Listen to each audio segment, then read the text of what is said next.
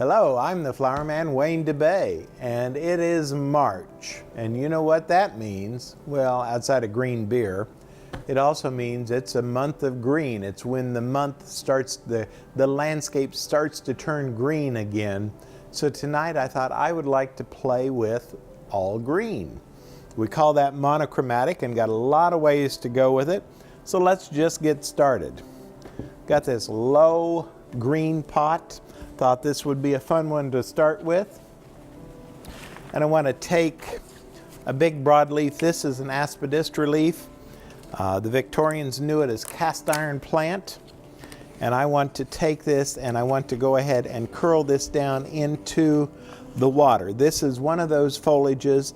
Most of the time I would say no, don't put it underwater. This is one of those foliages that will do that and tolerate it without going sour, if you will. Want to take some of this sweet huckleberry, and I also want to probably curl a little bit of that. I'm just going to stick it down in there, and the reason I'm doing that, I'm making a natural frog underneath there to stick my flowers in. See if we can curl one more pass there. And maybe come up and cut this a couple of times where we've got a little bit of it kind of leaping out of the vase. I think this would work to do some of the very pretty mini green hydrangea. Just a beautiful natural shade of green. You know, in the last few years we've just seen a whole lot of pretty greens come on the market. One thing I had thought about getting and did not organize, and let me see if I can reach my alum here a second. I always like to dip those in a little alum.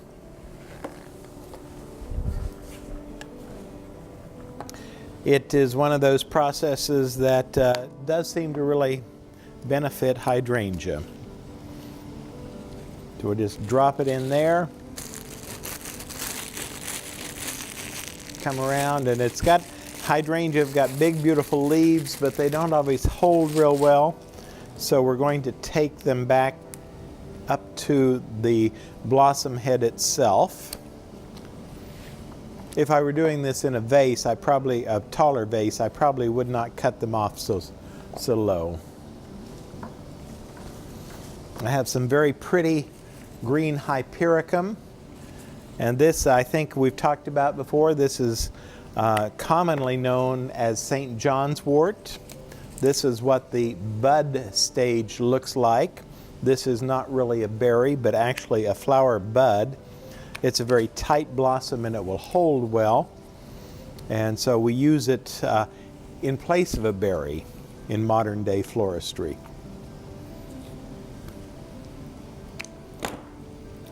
Get a couple of those in there. That one's a little taller than I want it to be, so we'll take it down a notch. Some of the fun facts that I looked up on for March, the month of March. March 2nd is National Banana Cream Pie Day. And I don't know how many of you know my wife Peggy, but if you know her well, you know that that's one of her favorite desserts is banana cream pie. And that's what we've always gotten her for her birthday and for anniversary, for any special holiday occasion. When a dessert is called for, it needs to be banana cream pie. Who knew that there was a special day for it?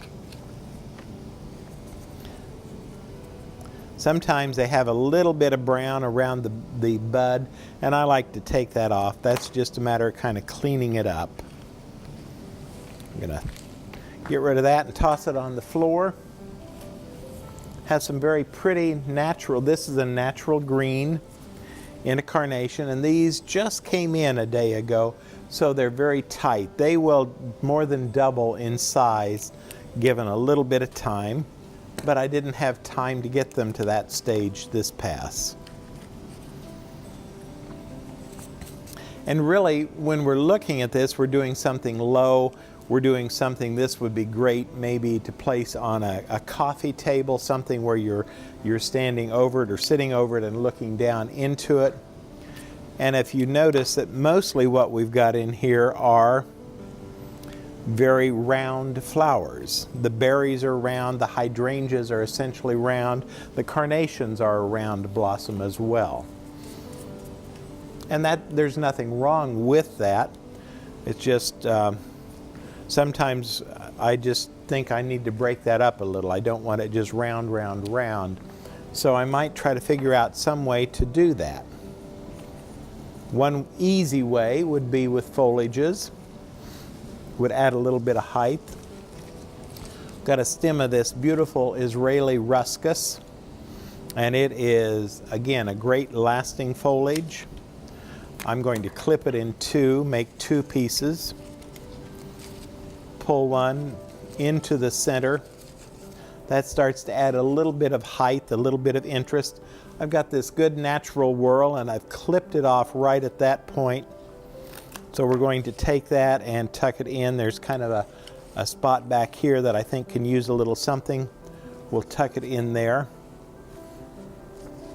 And if I wanted a little more height, then I could come in beside that and maybe pull this one up. I'm going to pull those foliage, those leaves off. I'm going to take this one up a little bit taller. So I've got a little bit more interest there. Again, got that natural whorl. And we're going to go ahead and tuck it in beside there to help stabilize it. Now I could go ahead and put all sorts of things in, you know, especially if this were for a St. Patrick's Day bouquet, it would be very easy to go ahead and tuck a shamrock in, maybe a little leprechaun would work in here as well. But we've got a natural green bouquet, and I think that works very nicely. Would be something that you could take home and have a great life out of it. Scoot these over here and just shove that one in there. Let's take the bud vase. Again, a very simple line on the bud vase. I've got a couple of these big Fatsia leaves. This is Fatsia japonica, Japanese Aurelia for those who know that. And known in the industry, it's just abbreviated to Fat J. Fatsia japonica was a little too long, I guess. So could do, this is kind of a fun way to do this facing each other, and you have this kind of natural sheltering in there. I think what I want to take next, I did bring in a few of these. This is a green goddess calla. And they're, again, very tight. So I'm going to take my finger and go down and try to gently unfold this a little so that I can open this blossom up. It's gone from that tight cigar stage, as I call it, to a more open blossom, and you get this beautiful yellow or cream throat starts to show.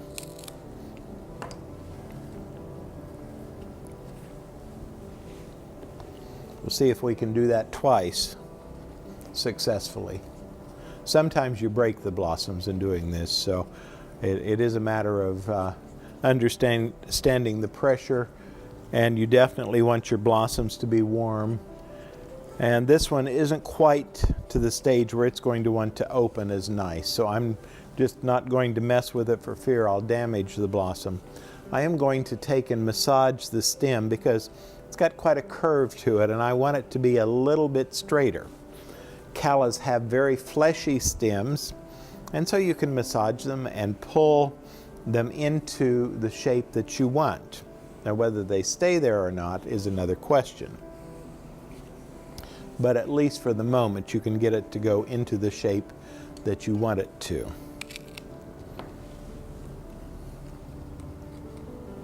See if we can tuck that down and in there. And still keep that natural shape going at that point. Have a little bit of, this is a leucadendron foliage, and it is a little lighter, a little grassier looking green to it, but I think it'll make a nice counter to the greens that we've already got going here.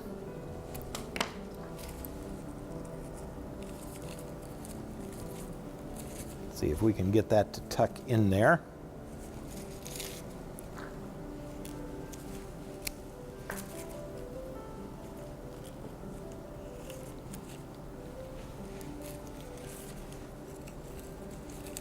And this actually is one of the Protea, and this is a very primitive bud. Proteas are a more primitive flower than, say, certainly a rose or a carnation or any of the more modern flowers. They're considered an ancient flower, if you will. Been around for a long, long time. I don't know about this particular green variety. It may have been a man-made variety. But there is a very simple way to do green. If you want to fuss this up, you could take lily grass, you could take bear grass, something grassy, and have it flowing out of the front of it, and that might make kind of a fun, different feel for it as well. Got a great little green tin, great springy green, and I'm going to take my Galix and pop that off. Let's get back to things about March. You know, March is named after Mars, and he was I believe I'm correct in saying, the Roman god of war. And originally in the Roman calendar, March 1st was the first day of the year. They only had a 10-month calendar until they adopted the Gregorian calendar. And so March 1st was New Year's, I guess, so to speak. And interestingly enough, they didn't really have a name for what we now call January and February. It was just winter. I think that was an early attempt to try to ignore it and it will go away. Not certain that worked then any better than it does now. So I'm making a collaring of the blossoms here. Just kind of move it so that I've got kind of equidistance, kind of a nice rim on this container. Going to grab a few of the green kermits. This is, again, a natural green product. And we're going to pluck a few of those off. Kind of like a green dandelion, if you will. That's maybe the easiest way to look at this and envision that, is that this is much like a green dandelion.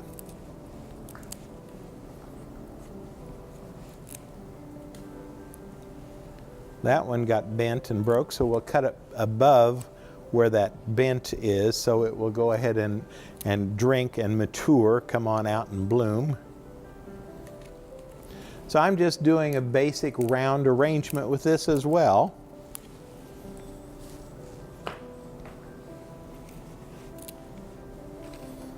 Maybe should turn it a little so I know I'm getting the front side done as equally as the back side. One thing you can do, you have a sharp stem, you can just poke through, and I've got my foam in here, so I can just poke through my Galix leaves. I don't have to always go around them. It will, of course, leave a hole in it, but for the course of the life of the arrangement, that shouldn't be a problem. And I did, these are kind of funky. I did some unnatural greens today to kind of show you ideas of what can be done. And these are all airbrushed. This one is a very almost emerald green, if you will, on a rose. You can do this with roses, carnations, chrysanthemums, anything that will take the spray and not wilt underneath it. The thing of it is that as you do it, you're really just spraying the portion that's open. So as the blossom continues to open out, then you will revert to whatever color the base is. This is a more natural one. This is a product called Just for Flowers, and it is not so much the heavy paint as it is a tint. And I like this one much better, so we'll use this and go ahead and tuck these in. I also think it matches my green Kermit mums a lot better.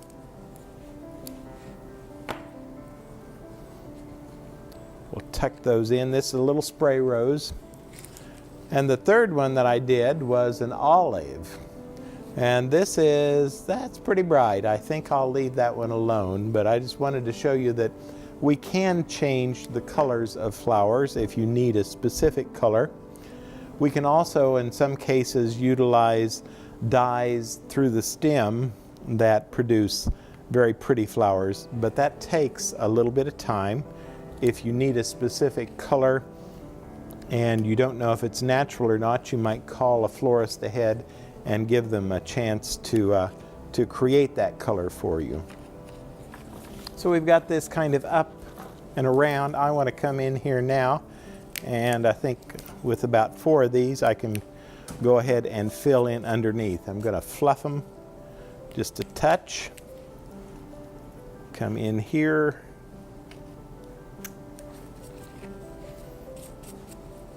This is pavéing, if you will. We're filling in this bottom area nicely by doing this. I'm running into stems in the foam, so I needed to reposition it a little to get it away from that spot. And anytime you're working with the foam, it's one of the rules that if you poke it in, you don't want to draw it back out because you'll leave an air pocket. Potentially it will not drink as well as it should. So you either have to insert it deeper, or what I did in this case was I moved it to a new spot on the foam so I could go down and have it so that it would have that contact with the foam.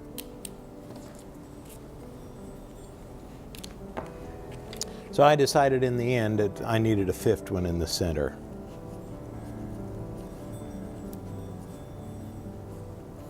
And I can't find a spot into the foam. There we go.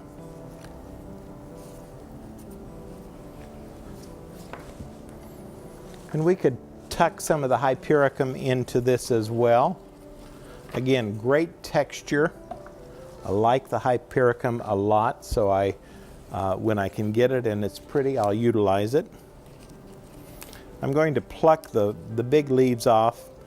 Depends on how I'm using it. Sometimes I leave the foliage on, but in this case I want it to be a little cleaner, so I'm going to take the foliages off.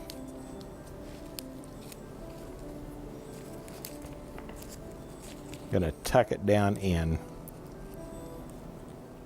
So there's another idea for a March arrangement, an all green bit of fluff, if you will. I think I may have enough time to do one last one, and I'm going to take a lot of this. I just love Sweet Huck, in case you hadn't caught on to that. And so I'm going to take several pieces of it and try to play with that and see what I can come up with. And there's a spot that has been cut and a little rough of an edge, so I'm going to take it down again.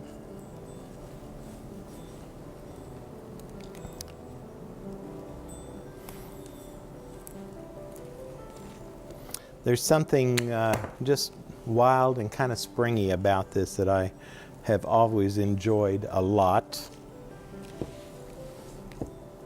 And the fact that it's only available in the springtime, that may be part of it too.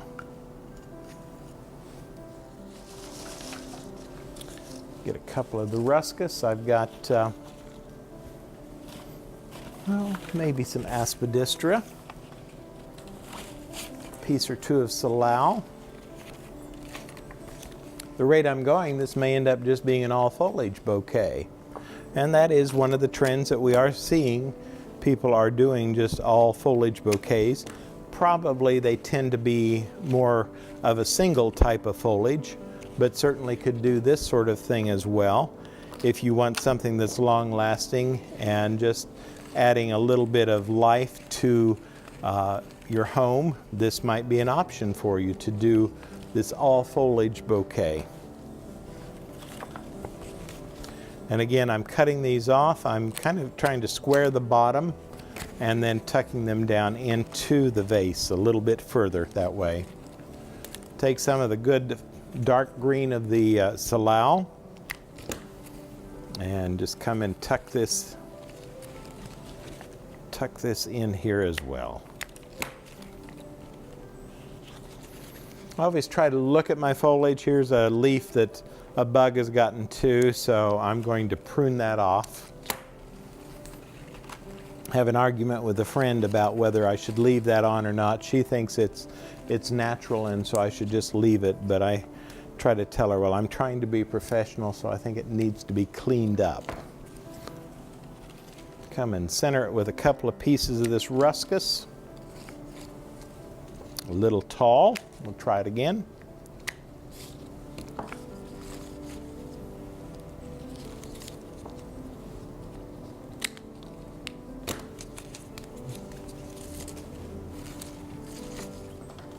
Let me see what else I've got.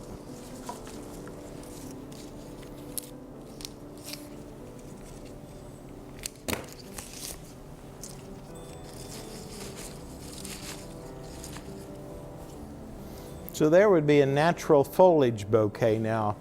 Maybe a little too severe for most of you out there. May not be quite ready for this look, so it's very easy to take this. One thing that I would suggest you could do with this is you could get this sort of bouquet of hard, what I call hard foliages, or foliages that will last a long time. Take them home, and then you can buy blossoms, 2 or 3 blossoms, and go ahead and drop them in. As long as you keep your water clean and use proper flower food on them, you should be able to maintain this foliage for a month, up to 6 weeks, or perhaps longer given your home. And you could just then enjoy the look of this for a long, long time, and put the flowers in as they fade, pull them out, recut the stems on your greenery, and use a fresh preservative in the water, and plop some new ones in, and keep this spring arrangement going that much longer. So we've added a more vibrant green to the center of that. Let's come in here, and I've got maybe a couple more of these. Again, going to try to unroll that calla and open it up. This one opened up very nicely. It performed like I wanted it to.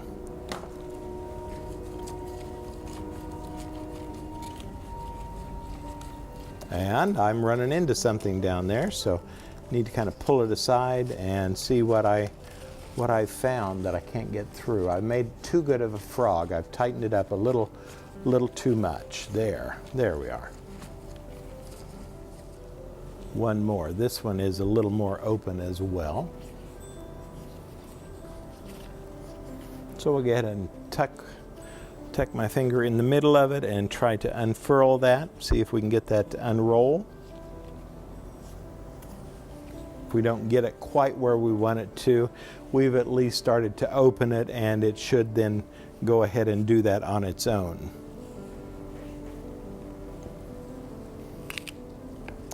Callas are one of those things that we can grow here as a pot plant, and generally very tender, although I have seen them on a rare occasion winter outdoors in our climate.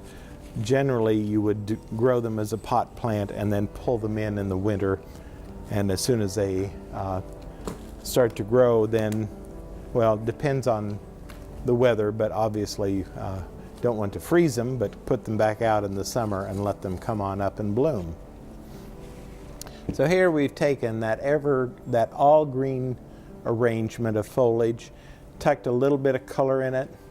If you're not big on the all green, then pick out any color that you want. This would be great with yellows or pinks or lavenders. Any of the spring colors would work very well in that. So those are some ideas that I have for you for March. Hope that you enjoy them. I'm the Flower Man, Wayne DeBey, AIFD, and this has been Elements of Design.